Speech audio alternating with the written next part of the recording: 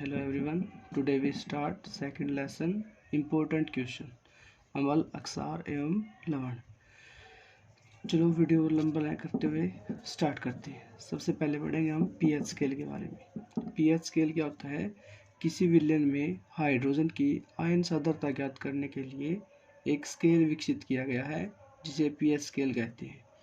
P का मतलब होता है पुरुषांश, जो जर्मन भाषा का शब्द है जिसका मतलब होता है शक्ति। इस स्केल पर 1 से 14 तक गिनती इंगित होती है। यदि किसी विलयन का मान 7 से कम आता है तो वह अम्लीय प्रकृति का होगा। यदि किसी विलयन का मान 7 से अधिक होता है तो वह अक्षारीय प्रकृति का होगा। यदि किसी विलयन का मान 7 होगा तो वह उदासीन प्रकृति का होगा।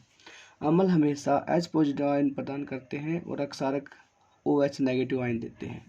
जो अम्ल अधिक संख्या में H पॉजिटिव आयन उत्पन्न करते हैं उसे प्रबल अम्ल कहते हैं, और जो अम्ल कम संख्या में H पॉजिटिव आयन उत्पन्न करते हैं उसे दुर्बल अम्ल कहते हैं। अब इसे डायग्राम की सहायता से समझते हैं। मान लीजिए हमारा कोई विलयन है तो जिसका पीएच मान क्या होता है? अगर 7 से कम होगा तो वो H पॉजिटिव आयन देगा, मतलब 7 से कम होगा तो वो हमारा क्या होगा? अम्लीय प्रकृति का होगा। अगर वो 7 से अधिक होगा तो क्या होगा? अक्षारीय प्रकृति का होगा। अगर किसी विलयन का पीएच मान एग्जैक्ट 7 आता है तो वो उदासीन प्रकृति का होगा। ठीक है, ये था पीएच स्केल। एक बार फिर से समझते हैं। किसी विलयन में हाइड्रोजन की आयन सांद्रता ज्ञात करने के लिए एक स्केल विकसित किया है जिसे पीएच स्केल कहते हैं। पी का मतलब होता है पुरुषांश, जो जर्मन भाषा का शब्द है जिसका मतलब होता है शक्ति। इस स्केल पर 1 से 14 तक गिनती इंगित होती है। यदि किसी विलयन का पीएच मान 7 से कम आता तो वह अम्लीय प्रकृति का होगा। यदि किसी विलयन का पीएच मान 7 से अधिक होता तो वह अक्षारीय प्रकृति का होगा। यदि किसी विलयन का मान 7 होगा तो वह उदासीन प्रकृति का होगा। अम्ल हमेशा H पॉजिटिव आयन प्रदान करते हैं और अक्षारक हमेशा OH नेगेटिव आयन देते हैं। जो अम्ल अधिक संख्या में H पॉजिटिव आयन उत्पन्न करते हैं उसे प्रबल अम्ल कहते हैं। जो अम्ल कम संख्या में H पॉजिटिव आयन उत्पन्न करते हैं उसे दुर्बल अम्ल कहते हैं। चलो आज दूसरे विक्रिया की तरफ चलते हैं हम, जिसे बोलते हैं क्लोर अक्षार प्रक्रिया। दोस्तों ये जितनी भी विक्रियाएं हैं एग्जाम के पॉइंट ऑफ व्यू से बहुत ही महत्वपूर्ण है। क्लोर अक्षार प्रक्रिया। सोडियम क्लोराइड के जलीय विलयन से विद्युत धारा प्रवाहित करने पर यह वियोजित होकर सोडियम हाइड्रोक्साइड उत्पन्न करता है। इस प्रक्रिया को क्लोर अक्षार प्रक्रिया कहते हैं क्योंकि इसमें निर्मित उत्पाद क्लोरीन एवं सोडियम हाइड्रोक्साइड दोनों ही अक्षार होते हैं। क्लोरीन गैस एनोड पर मुक्त होती है और हाइड्रोजन गैस कैथोड पर मुक्त होती है। चलो इस अभिक्रिया को हम समझते हैं। जैसे कि 2NaCl, ये हो गया सोडियम क्लोराइड हमारा। अब इसका क्या लेना है?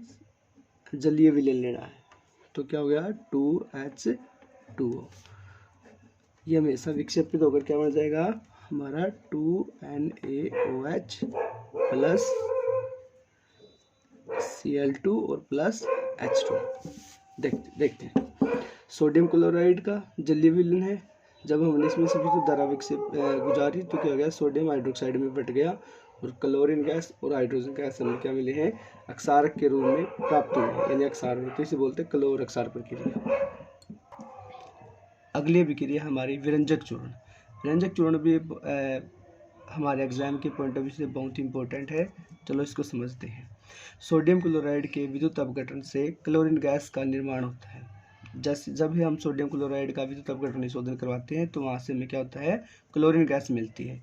इस क्लोरीन गैस की शुष्क बुझे हुए चूने, जिसका फार्मूला होता है CaOH2, ये फार्मूला होता है शुष्क बुझे हुए चूने का, से अभिक्रिया कराने से हमें विरंजक चूर्ण की प्राप्त होता है, जिसे CaOCl2 द्वारा दर्शाया जाता है। जिसे हम किसके द्वारा दर्शाते हैं? CaOCl2 के द्वारा दर्शाते हैं। देखो इसकी अभिक्रिया करते हैं हमने बोला CaOH2 किसके साथ? क्लोरीन गैस के साथ अभिक्रिया से। तो ये पड़ जाएगा हमारा CaOCl2 प्लस H2। तो ये हो गया हमारा CaOH2 क्या था? विरंजक चूर्ण, यानी शुष्क बुझा हुआ चूना है। इसकी हमने क्लोरीन गैस के साथ अभिक्रिया करवाई तो क्या हो गया? CaOCl2 प्लस H2O, यानी हमें क्या मिल गया, विरंजक चूर्ण की प्राप्ति हो गई। विरंजक चूर्ण का उपयोग देखते हैं। विरंजक चूर्ण का उपयोग वस्त्र उद्योग में सूती एवं लिनन के विरंजक के लिए, कागज की फैक्ट्री में, लकड़ी की मज्जा एवं लॉन्ड्री में, साफ कपड़ों के विरंजक के लिए किया जाता है। कई रासायनिक उद्योगों में एक उपापचक के रूप में भी इसका उपयोग किया जाता है। पीने वाले जल को जीवाणुओं से मुक्त करने के लिए इसका उपयोग किया जाता है। तो ये थे विरंजक चूर्ण के उपयोग। देखो अब हम देखते हैं कि इसमें जो सोडियम क्लोराइड है उसका हमने क्या किया था, विद्युत अपघटन शोधन करेंगे तो ये Na2 प्लस Cl2 अलग अलग बढ़ जाएंगे, यानी क्लोरीन गैस यहाँ से मुक्त होती है और इस क्लोरीन गैस की शुष्क बुझे हुए चूर्ण समय अभिक्रिया करवाने समय विरंजक चूर्ण की प्राप्ति होती है। ठीक है, आगे बढ़ते हैं हम बेकिंग सोडा। बेकिंग सोडा जिसे हम खाने का सोडा बोलते हैं, जिसका उपयोग आमतौर पर रसोई घर में खस्ता स्वादिष्ट पकौड़े बनाने में किया जाता है। कभी कभी इसका उपयोग खाने को शीघ्र पकाने के लिए भी किया जाता है। इस यौगिक का रासायनिक नाम सोडियम हाइड्रोजनोकार्बोनेट है। इसको बनाने में सोडियम क्लोराइड का उपयोग एक मूल पदार्थ के रूप में किया जाता है। वैसे इसका निर्माण है विभिन्न प्रकार के कच्चे पदार्थों से इसका निर्माण किया जाता है। जैसे हम अभिक्रिया में देखते हैं, जैसे NaCl plus CO2 plus H2O plus NH3, ये हमारे क्या है, विभिन्न प्रकार के कच्चे पदार्थ हैं। जब हम इनकी अभिक्रिया करवाएंगे तो हमें मिलता है NH4Cl प्लस NaHCO3, यानी सोडियम हाइड्रोजनोकार्बोनेट। यही हमारा क्या होता है, खाने का सोडा या फिर बेकिंग सोडा बोलते हैं इसको। ठीक है, बेकिंग सोडा के उपयोग। सोडियम हाइड्रोजनोकार्बोनेट भी एंटासिड का एक संघटक है। अक्सारीय होने के कारण यह पेट में अम्ल की अधिकता को उदासीन करके राहत पहुंचाता है। ठीक है, इसका उपयोग सोडा अम्ल अग्निशामक में भी किया जाता है। ठीक है, और इसका उपयोग क्या है, हमने पहले पढ़ लिया कि रसोई में भी इसका उपयोग क्या है, स्वादिष्ट खस्ता पकौड़े बनाने में इसका इस्तेमाल किया जाता है। चलो हम बढ़ते हैं आगे नेक्स्ट क्वेश्चन की ओर। धोने का सोडा। जब बेकिंग सोडा को गर्म किया जाता है तो यह सोडियम कार्बोनेट तब हमें सोडियम कार्बोनेट प्राप्त होता है। सोडियम कार्बोनेट के पुनः क्रिस्टलीकरण से धोने का सोडा प्राप्त होता है, जिसे Na2CO3 10H2 द्वारा दर्शाया जाता है। ठीक है, कैसे प्राप्त होता है, जो हमारा बेकिंग सोडा होता है उसका फार्मूला होता है NaHCO3। अगर मैं इसको गर्म करूँगा तो ये क्या हो जाएगा, Na2CO3 सोडियम कार्बोनेट में बट जाएगा। ठीक है, प्लस H2O जो जल है और कार्बन डाइऑक्साइड इसमें से बाहर निकल जाएंगे। जब मैं सोडियम कार्बोनेट यानी Na2CO3 का पुनः क्रिस्टलीकरण मतलब इसमें 10 बूंद जल की मिला दूंगा, मतलब 10 अणु जल के मिला दूंगा, तो इसका क्या हो जाएगा, ये हमें Na2CO3.10H2O ये प्राप्त, ये होता है हमारा धोने का सोडा। तो हमें धोने का सोडा इस प्रकार प्राप्त होता है, यानी जब बेकिंग सोडा को गर्म करते हैं तो वो सोडियम कार्बोनेट में टूट जाता है, बढ़ जाता है। सोडियम कार्बोनेट के पुनः क्रिस्टलीकरण से हमें धोने का सोडा प्राप्त होता है। धोने के सोडे के उपयोग। सोडियम कार्बोनेट का उपयोग कांच, साबुन एवं कागज उद्योगों में होता है। इसका उपयोग बोरेक्स जैसे सोडियम यौगिक के उत्पादन में होता है। सोडियम कार्बोनेट का उपयोग घरों में साफ सफाई के लिए होता है। जल की स्थायी कठोरता को हटाने के लिए भी इसका उपयोग होता है। तो ये थे सोडियम कार्बोनेट यानी धोने के सोडे के उपयोग। अगला क्वेश्चन है हमारा क्वेश्चन नंबर 6 छठा इस लेसन का, प्लास्टर ऑफ पेरिस। ये भी एक महत्वपूर्ण क्वेश्चन है, कई बार पिछले एग्जाम में पूछा गया है। जब जिप्सम को 373 पर गर्म करते हैं तो यह जल के अणुओं को त्याग कर सल्फेट अर्धहाइड्रेट या हेमीहाइड्रेट CaSO4.1/H2O बनाता है। इसे प्लास्टर ऑफ पेरिस कहते हैं। जिप्सम का फार्मूला होता है 2CaSO4।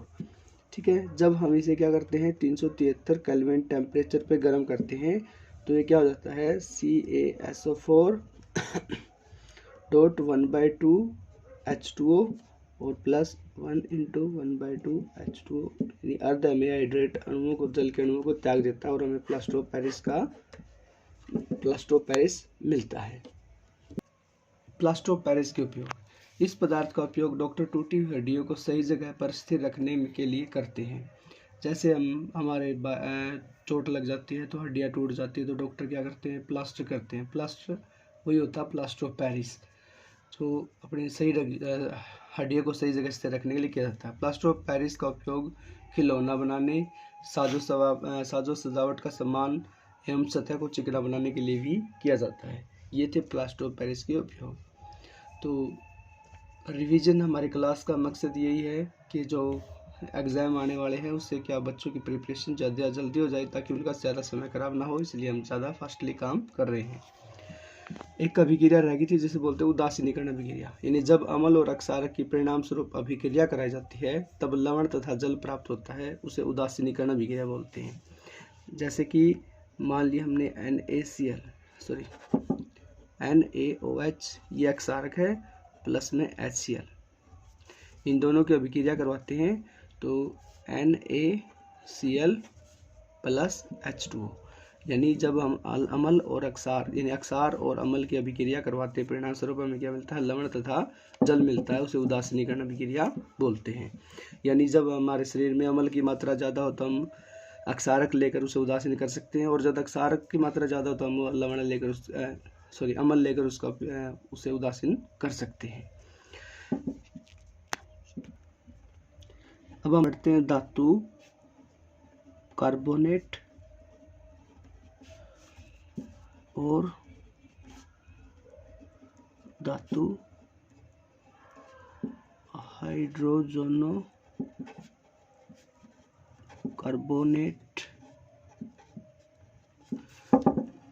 की अम्ल के साथ अभिक्रिया, अम्ल और अक्षारों के साथ अभिक्रिया। देखो वैसे हमने कोई भी धातु कार्बोनेट लेते हैं, जैसे हम सोडियम कार्बोनेट ले लेते हैं Na2CO3, अब हम इसके अम्ल के साथ मान लिया 2HCl, ये अम्ल हमारा, इसकी अभिक्रिया करवाते हैं NaCl। कई बार एक नंबर में पूछ लेते हैं ये हमारे सिलेबस के अंदर कि अम्ल और अक्षार, तो इसके अभिक्रिया देते हैं 2NaCl plus H2O plus CO2, यानी जब धातु कार्बोनेट किसी अम्ल के साथ अभिक्रिया करता है तो क्या देता है, लवण, जल तथा कार्बन डाइऑक्साइड गैस प्रदान करता है। दूसरी अभिक्रिया है धातु हाइड्रोजनो कार्बोनेट, मान लिया NaHCO3, ये हो गया धातु हाइड्रोजनो कार्बोनेट, यानी हमारा बेकिंग सोडा हो गया ये, और इसकी जब हम अम्ल के साथ अभिक्रिया करवाते हैं तो भी ये क्या देगा NaCl plus H2O plus CO2, तब भी हमें क्या मिलता है, NaCl में जब सोडियम क्लोराइड, वाटर मॉलिक्यूल्स और कार्बन डाइऑक्साइड गैस प्राप्त होती है। तो दोस्तों हमारा लेसन इतना ही है, यानी इम्पोर्टेंट क्वेश्चन है। अगर हमारे क्वेश्चनों की PDF चाहिए तो हमारे टेलीग्राम यदि हमारे नोट्स चाहिए यानी इनकी PDF चाहिए तो हम इन्हें हमारे लिंक में डिस्क्रिप्शन में डाल देंगे, आप हमारे टेलीग्राम चैनल से इसको ले सकते हो। ठीक, धन्यवाद, थैंक यू। और अगर आपको वीडियो अच्छी लगे या आपके एग्ज़ाम की प्रिपरेशन के लिए अच्छी है तो हमारे चैनल को सब्सक्राइब करें और वीडियो को लाइक करें। धन्यवाद।